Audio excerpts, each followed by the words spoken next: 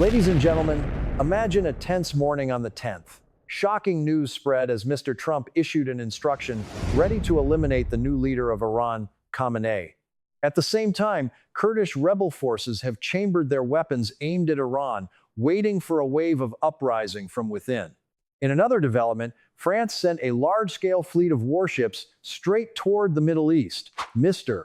Macron himself is calculating for an intervention right at the Strait of Hormuz. The confrontation with Iran is rumored to be closing soon because the targets have been almost completely resolved. Consequently, crude oil prices soared to the highest peak since 2022 due to the consequences from the Iran tinderbox, causing the Global Energy Organization (IEA) to speak up, urging the immediate release of emergency oil reserves right during the G7 meeting. All of these hot puzzle pieces will be sent to everyone right following this. Returning to the story of Mr. Trump, signaling readiness to take the life of the new head of Iran, while sitting in the Oval Office, the head of the United States whispered to assistants that he approved the removal of the newly empowered supreme leader of Iran, Mr.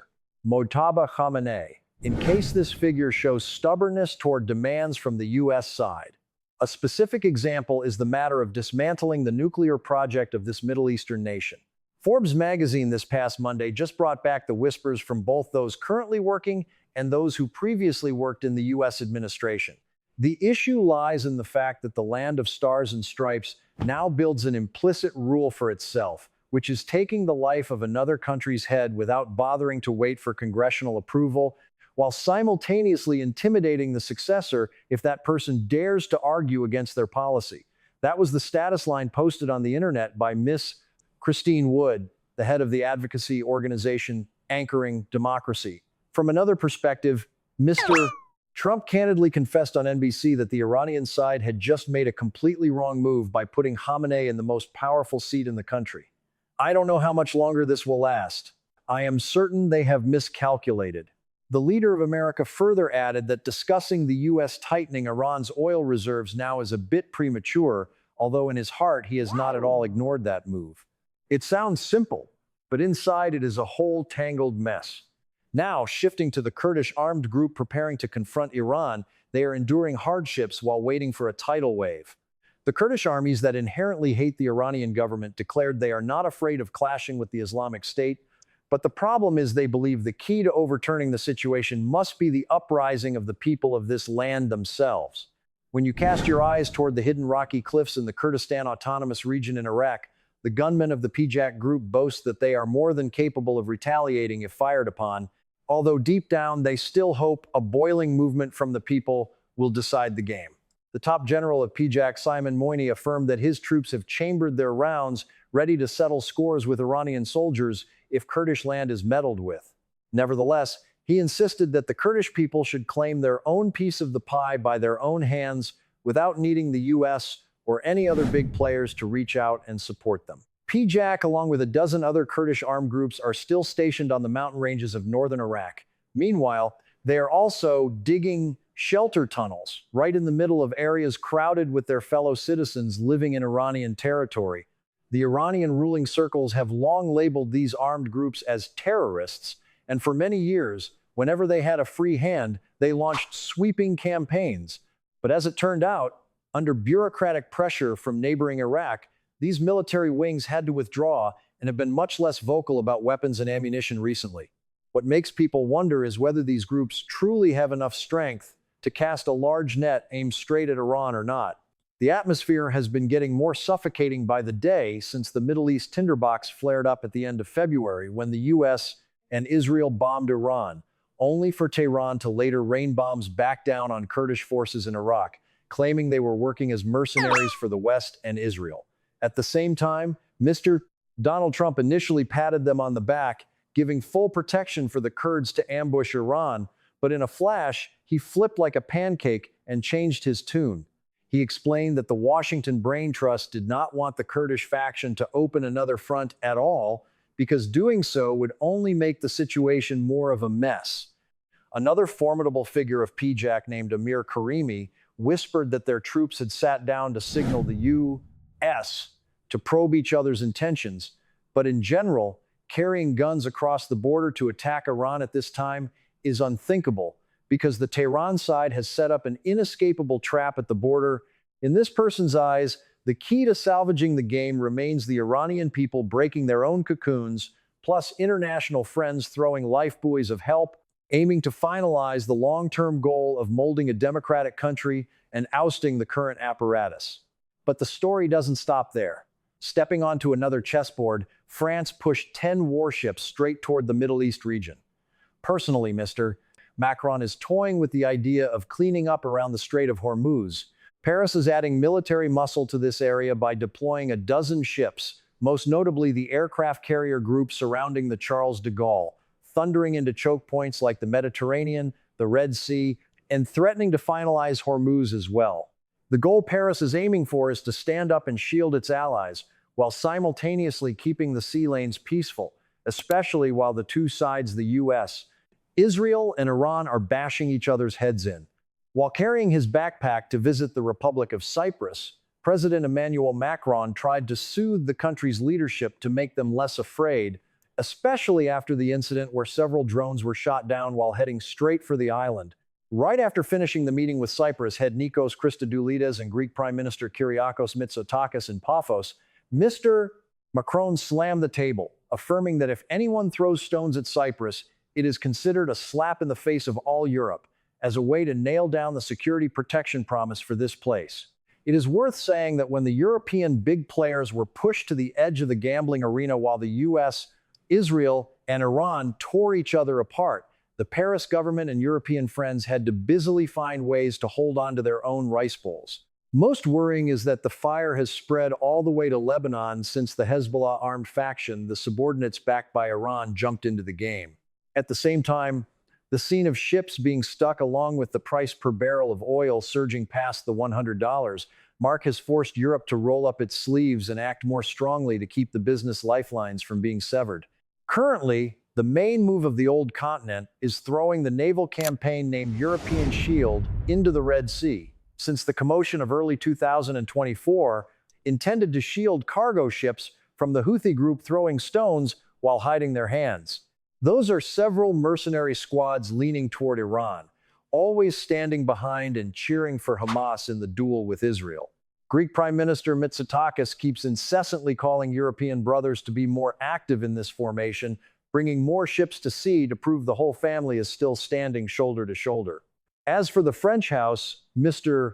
Macron boasted that one ship is currently stationed there and promised to squeeze a second one into the formation to carry out the mission. To summarize, France intends to deploy up to 8 warships, an entire aircraft carrier group included, plus 2 helicopter landing ships rushing to this landing site. According to Mr. Macron, these troops, when free, will be driven straight out to the Strait of Hormuz in the coming days to act as a barrier and lead cargo ships through smoothly. Ladies and gentlemen, imagine a scene where the dust of the battlefield gradually settles. The armed confrontation with Iran seems to be reaching its end, considered largely finished. While sitting down with CBS News on Monday, the head of the White House, Donald Trump, stated that the game aimed at Iran is considered over, and Washington had actually gone way over the 4 to 5 week limit initially estimated. I believe this clash is winding down. The other side has no warships left, lost all communication lines, and their fighter jets are also ruined, he confessed. Right when questioned about the Hormuz choke point, he calmly replied that ships are still passing through, but in his mind, he is calculating a move to take over this stretch of sea entirely. The Hormuz bottleneck is inherently the global hub for vital black gold circulation, carrying up to 1/5 of the world's oil and liquefied natural gas. As it turned out, the exchanges of fire have made this important artery almost completely clogged with no way out. Everything erupted since the 28th of last month, when the US and Israel rained firepower on Iran, only for Iran to retaliate eye for an eye with a series of strikes aimed straight at Israel and several countries around the Gulf region that were letting the US borrow space for barracks. At first glance, it looks quite normal, but the inner calculations are still very much unfinished. Mr. Trump confessed he still hasn't finalized whether to push soldiers into Iranian territory to guard the depots or not. Specifically, on Monday, the U.S.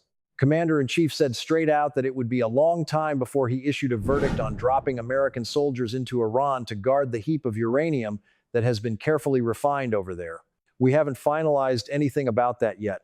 There is still a long way to go before calculating that move. Mr. Trump explained to the New York Post when people probed about whispers between Israel and the Land of Stars and Stripes surrounding the matter of tossing a special forces team over to pick up and hold this hot cargo. Just last month, he himself asserted that the Tehran faction was preparing to rebuild the nuclear facilities that he once loudly boasted had been plowed to pieces by American soldiers last June. On the other side of the battle line, Iran shook its head vigorously regarding the case of secretly acquiring a nuclear toy box, stubbornly arguing that the molding of uranium, that stuff used to fire electric furnaces or stuff into warheads depending on the time, ultimately was only to serve civilians. And then another detail appeared. Amidst this, the NATO bloc just swung its hand and intercepted the second Iranian projectile right in the sky over Turkey. The Turkish Ministry of Defense confirmed that a ballistic missile coming from Iran was knocked away by NATO's shielding fence while it was tearing through the wind across the country's airspace. It is worth saying that in just 5 days, this has happened for the second time. An explosive mass from far away in Iran heading straight for Turkish skies was completely extinguished by NATO's air defense grid and missile defense systems stationed in the eastern Mediterranean. This agency further whispered that a few fragments from that pile of weapons fell scattered onto empty land way down south in Gaziantep, but fortunately, no one was scratched. Imagine at another turning point, Turkey is adding more military toys to the North Cyprus area with as many as 6 F-16 Iron Birds. The atmosphere of maintaining order on the island of Cyprus is getting scorching hot while the Middle East tinderbox is splotched everywhere. Just this Monday, Turkey pushed half a dozen F-16 fighter jets tearing through the wind, carrying an entire interceptor array to the North Cyprus area, intended to more tightly protect the ethnic Turkish people living here. Turkish defense officials explained in detail that this move fits squarely within the draft of step-by-step fencing off this separate area, accompanied by a warning that Ankara is more than capable of throwing more military punches if the situation around there gets more messy. This troop deployment erupted right after the incident of a drone, rumored to be from the Hezbollah group, firing directly at RAF Akrotiri Airport, which is a prominent British military stationing point right on the island. Many people are starting to harbor the worry that the island of Cyprus will eventually turn into a target for bullets or be sucked into the vortex of stabbing and slashing between the US, Israel, and Iran. The story is getting more and more deadlocked when, just within last week, NATO swatted down a ballistic missile taking off from Iran as it broke through the fence into Turkish airspace. People consider this a step of escalation as tight as a guitar string in this mess, forcing Ankara to glare and snap at Tehran to strictly ban the game of throwing more firepower toward their homeland. Not only that, the British Defense Ministry boss John Healey also revealed that the Iranian faction had slipped 2 projectiles towards Cyprus since last week, although his mouth still made excuses that this island was not necessarily the direct target. However, someone knowledgeable tipped off the Jerusalem Post that the pile of missiles was actually aiming to hit Cyprus, but unfortunately slipped off trajectory and dove headfirst into the sea. The land of Cyprus is currently the place providing shelter for thousands of soldiers belonging to the British Armed Forces stationed here. Most prominent is around the 2 sovereign bases, Akrotiri and Dikelia. Meanwhile, the British are also assigning about 300 soldiers to stay right next to the US military barracks way over in Bahrain, the place that just in the blink of an eye was ambushed by Iran.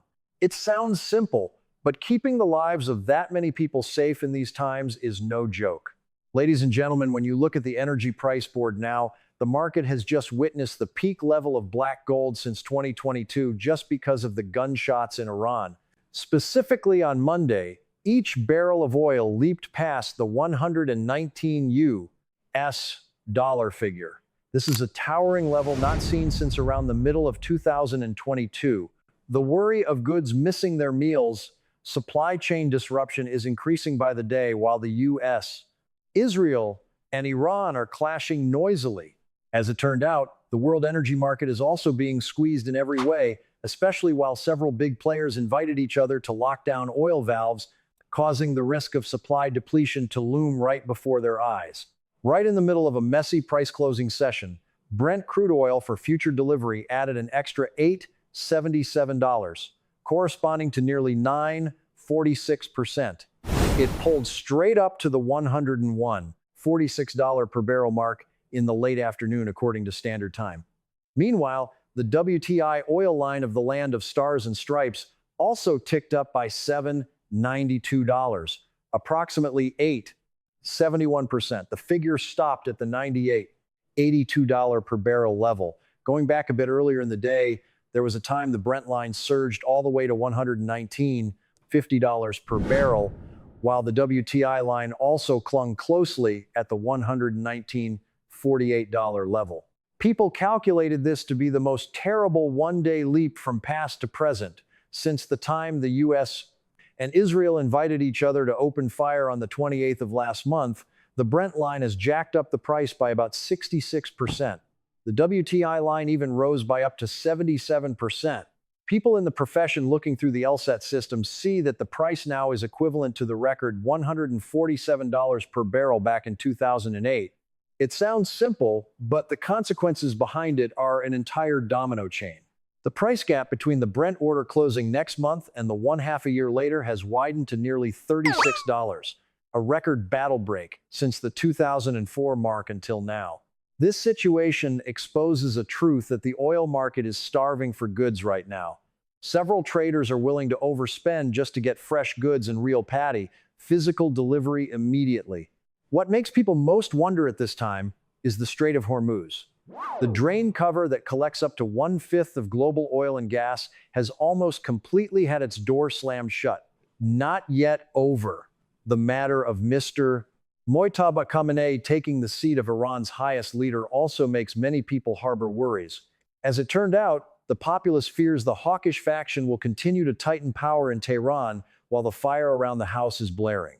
Informed sources just signaled that this exchange of fire is more than capable of anchoring fuel prices at a towering level for many more weeks, even dragging on through several months.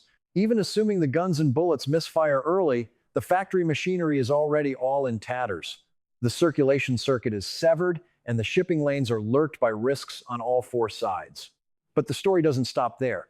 The world's energy rice pot is even further squeezed when a dozen countries holding oil mines invited each other to strangle the pump nozzles. Typically, Big Brother Saudi Aramco turned down the valves at 2 mine areas. Meanwhile, the amount of goods pumped up from several huge mines way down in southern Iraq dropped miserably by 70%. Then it was the turn of the Q Petroleum Group, which also had to squeeze its nozzle. They had to compensate by complaining, declaring they were helpless before several ships that could not weigh anchor. On the Qatar side, they also pulled the plug on the liquefied natural gas processing system, all because the pile of core factories had just eaten their fill of bullets. Then a large fire just erupted right at the Fujairah oil industrial zone of the United Arab Emirates.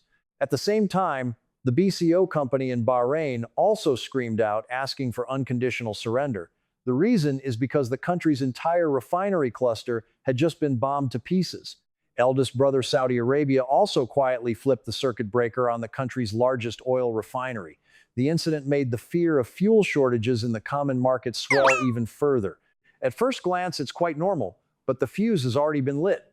The International Energy Agency, abbreviated as IEA, is calling for the urgent release of oil reserves to act as emergency relief during the G7 group meeting. Specifically, the IEA just urged the matter of together draining the reserve oil depots immediately. This happened while they were talking via screens with the key holders of the G7 faction on Monday. Ms. Satsuki Katayama, the one who holds the purse of Japan, stood up to recount during a press conference that the IEA is urging each country to join hands and release the pile of oil stored away. To withstand this tangled mess, the G7 assembly nodded in agreement to keep their eyes glued to the pulses of the energy market.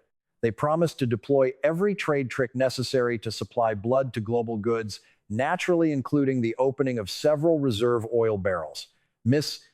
Satsuki Katayama further whispered that the G7 group will quickly prepare for energy officials to sit down together. They need to dissect how the next move should be made. Currently, the price of black gold has soared to the highest peak since mid-2022, All of it erupted on Monday when several bosses invited each other to lock the cargo release valves. The story of severed shipping circuits dragging on keeps weighing heavily on the entire common market, especially when the stinging exchange of fire between the US and Iran is getting increasingly fiery. Japan, the land that is having to depend on the Middle East to be spoon-fed up to 95% of its oil, is accidentally holding an oil storage depot that is among the most monstrous on the planet. Ladies and gentlemen, imagine at this moment on the other side of the ocean, the guns and bullets in Iran are raising concerns about the pile of missiles that the US intends to funnel over to Taiwan.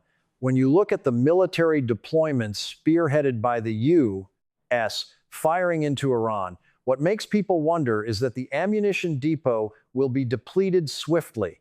The issue lies in the fact that this pile of toys is inherently the vital shield to intimidate China in case there is any incident involving Taiwan.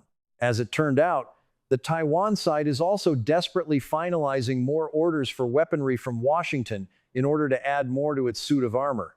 Right within the stack of notes sent to customers, the consulting group Power Group AC spoke up to alarm that if the tinderbox in the Middle East keeps burning persistently, the Americans might have to carry over both the defense systems and the factory production lines to that land for a long time.